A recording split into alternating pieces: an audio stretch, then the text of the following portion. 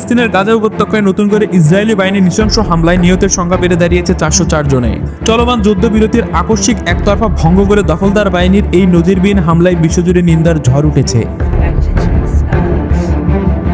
গাজার স্বাস্থ্য মন্ত্রণালয় জানিয়েছে, গাজায় ইসরায়েলের নির্বিকারে বিমান হামলায় এখন পর্যন্ত অন্তত 404 জনের মৃত্যু হয়েছে। ধ্বংসস্তূপের নিচে এখনো বহু মানুষ আটকা পড়ে আছেন, তাই মৃতের সংখ্যা আরও বাড়তে পারে বলে ধারণা করা হচ্ছে।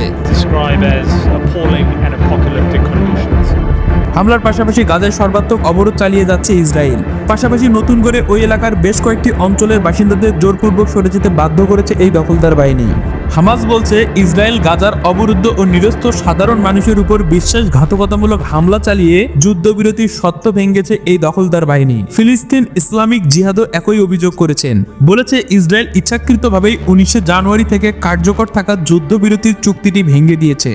অন্যদিকে ইসরায়েলের প্রধানমন্ত্রী বেনিয়ামিন নেতানিয়াহু বলেছেন, যুদ্ধবিরতি প্রসারিত করার আলোচনায় অগ্রগতি না হওয়ায় তিনি এই সামরিক অভিযান চালানোর নির্দেশ দিয়েছেন। চুক্তি লঙ্ঘন করে রোজার মধ্যে আকস্মিক এই বিমান হামলার কারণে গাজার নিরীহ লোকজন হতভম্ব হয়ে পড়েছেন। উপত্যকার বিভিন্ন স্থানে যেন রক্তের নহর বয়ে গেছে। নিরীহ শিশুদের লাশের সারি সামনে রেখে স্বজনদের আহাজারিতে ভেসে উঠেছে গাজার আকাশ বাতাস।